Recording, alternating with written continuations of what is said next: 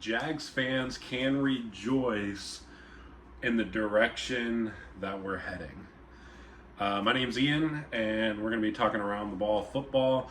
Obviously, I'm a huge Jags fan, so we're going to be kind of focusing on the Jags for the majority of our time, a lot of the times, because I really think that they made some really good home run type decisions. And it starts in the offseason firing Doug Peterson, and then eventually firing Trent Baalke. Now, I think both these guys kind of came in and did a solid job at what they were supposed to do. Trent Baalke hired Urban Meyer, but that was a Shad Khan decision in my opinion. So I give him a pass that year, along with all the draft decisions that year. Obviously, they got Trevor Lawrence in that draft. It kind of kickstarts this whole thing. But that decision was Shad Khan to hire Urban Meyer. So I give Trent Baalke a pass that year. Then the decision to hire Doug Peterson, I believe that was a Trent Baalke decision, along with the draft decisions from that point on. Trent Baalke raised the floor of the team. You can obviously say that. As much as I don't like Trent Baalke, I think he did some good things while he was here. I think they reworked the way they do things in the right direction. I just think once they got headed in the right direction, they made a couple of wrong turns. That's the easiest way to say that. So we're not going to talk too much about the previous regime. But they came in, and after an Urban Meyer fiasco, they came in, raised the floor, got 2 9-win seasons, and then once Trevor got hurt against Cincinnati is where it really hit flew off the rails. I think flying off the rails is the correct word. It wasn't gradual. They flew off the rails. It was one bad thing after another, after another, after another. So the decision to fire Doug Peterson and keep Trent Baalke was a questionable one in my opinion, which I think once Liam Cohen decided he was not going to accept the Jaguars job unless there was a change, that's really what kick-started the right direction, the moving in the right direction. I do think they've got it on track, and I think they've got it on track in the right direction. A lot of times, it goes off the rail, you get it on track, but you're going the wrong way. This was a complete 180 in the right direction. The decision to hire Tony Boselli as the Vice President of Football Operations, the EVP, very good decision. The decision to hire Liam Cohen as head coach was a very good decision. I do believe he was the second best head coach in this hiring cycle. Second best candidate, but I think he was the best for the job.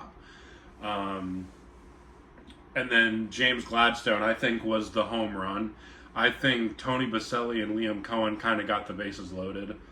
And I think home run hit was James Gladstone getting hired on. He brings a completely new, young, youthful energy and a great philosophy.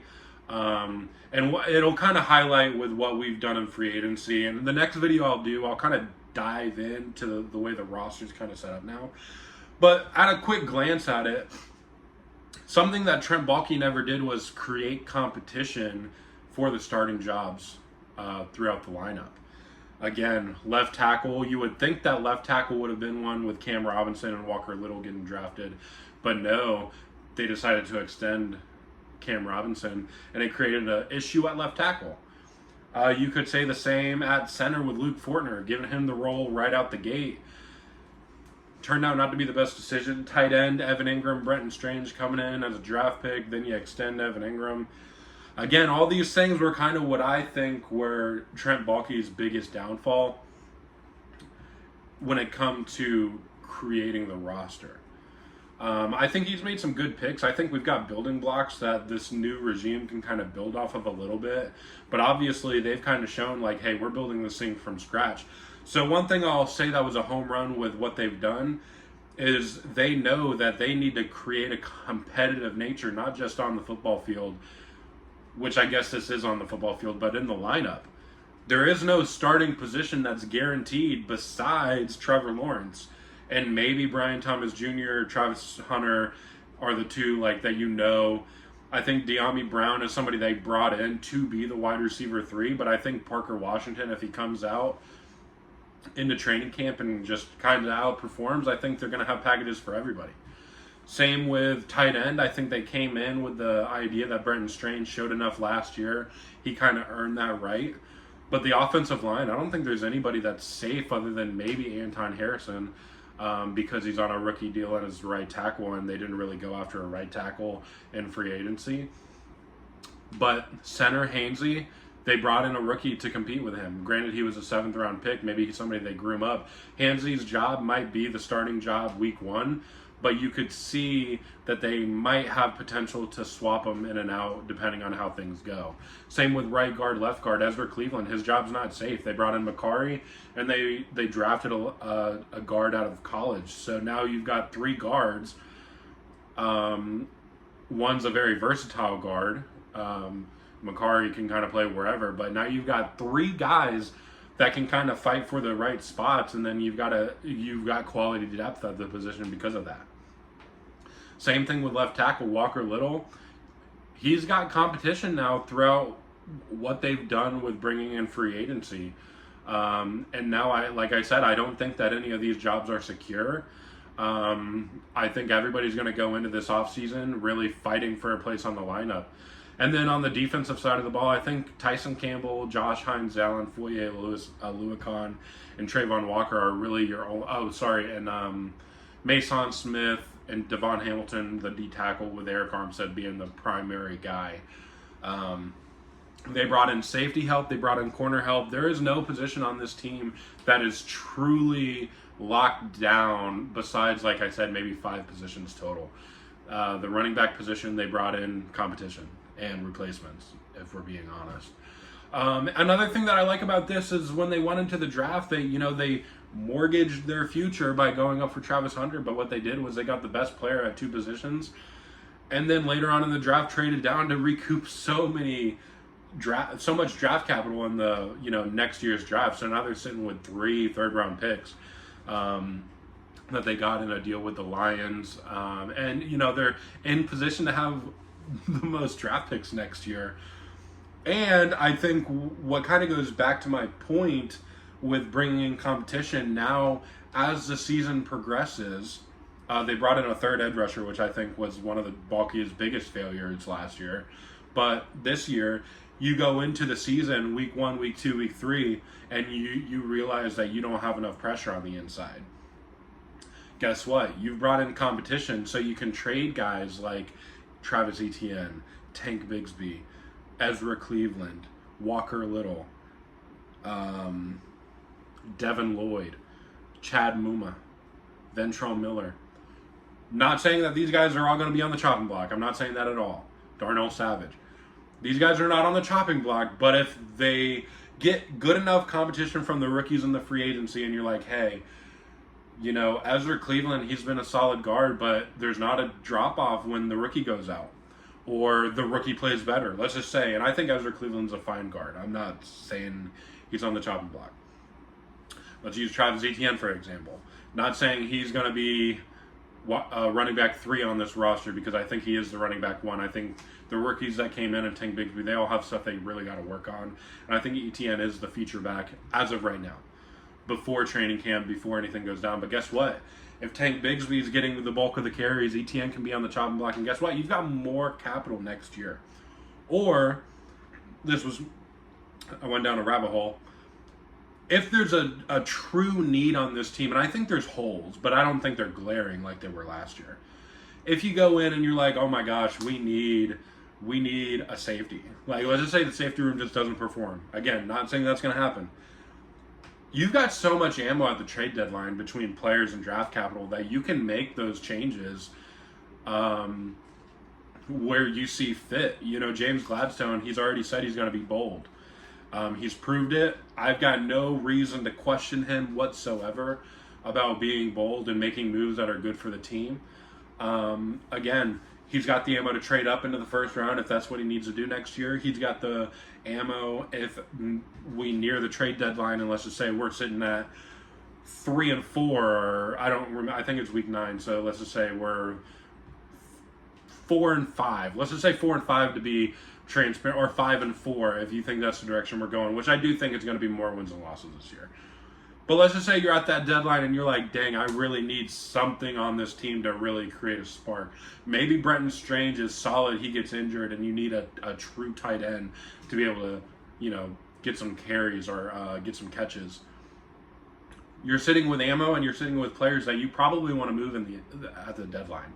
Travis Etienne is probably going to be the big name because that's just the easiest on a 5th-year option. There's no true path for him for a new contract going forward. And, like I said, you're sitting at that deadline and you need something. You have things you can move. And let's just say you don't need anything. You're comfortable with where you're at. You can trade pieces for more capital next year. So, like I said, that whole mortgage their future thing is way blown out of proportion. Gabe Davis is another one. Say his cap hit's too big. This regime is not going to be linked to dead cap from the previous regime. What I mean by that, they don't care. If they're going to have a guy with $20 million in dead cap next year and it gets him off the roster to make room for a rookie, wide receiver next year or something along the lines, they're going to do it. They've already shown that with all the releases they did with Evan Ingram, Christian Kirk. They don't care about the previous regime's stuff, the lineup, the coaches. They don't care none about that. They're going to build the team the way they want to build it, and it doesn't matter if it's going to have dead money, if they're going to spend money to get guys gone. It does not matter. They are going to build the team the way they see fit. So again, we're going to stop rambling because I know this video is probably going on too long, but I think the Jaguars have got the train on the right direction, as I said earlier. I really think that James Gladstone was the home run hire, brings in that youthful energy, brings in knowledgeable football stuff. I'm not saying that the guys before him weren't knowledgeable. It's a different direction. The picks were different. The players that they acquired were different. They raised the floor of the roster so that way when Josh Hines-Allen needs to sit on the bench, Abuka can come out and take a couple snaps, and there's not a drop-off. I think that's where we kind of failed before. We had guys that were slightly above average for their position. Christian Kirk, Rayshon Jenkins at the time. They were all above average at their position. But there was a drop-off to their backup, and you could have improved at the position. So that's kind of my thought process on James Gladstone, Tony Boselli, and Liam Cohen. I think it was all a home run. Obviously, when the team hits the field, that's when we're really going to know how it all transpires. But I think so far they really nailed it. And then I think next video, I think I am going to do a more breakdown of the roster, where I think there might be some need for some additional pieces, or where I feel like the room is complete at the moment. Again, we won't know till it hits the field, but they're in the right direction. Absolutely, it's a good day to be. It's a good off season to be a Jaguars fan. I really think we had a top 5 draft, and I think we had a very good free agency. And I think the free agency is what's going under the radar a little bit, but you brought in 5 different offensive linemen to try to figure out how to protect Trevor Lawrence, and you brought him in another pass catcher, 2 other pass catchers, and you bulked up the defense a little bit to try to help him out too. That was the big thing last year. Even if we did score, the defense gave it right back up. Or they were playing down 14-0 because the offense would go 3 and out after the other team touched the ball twice. So without further ado, we will see you guys in the next video. Thanks for watching. If you guys have any comments on how you think the Jaguars did or your favorite team did, leave it down in the comments below. Like, subscribe, all that good stuff. See you in the next one.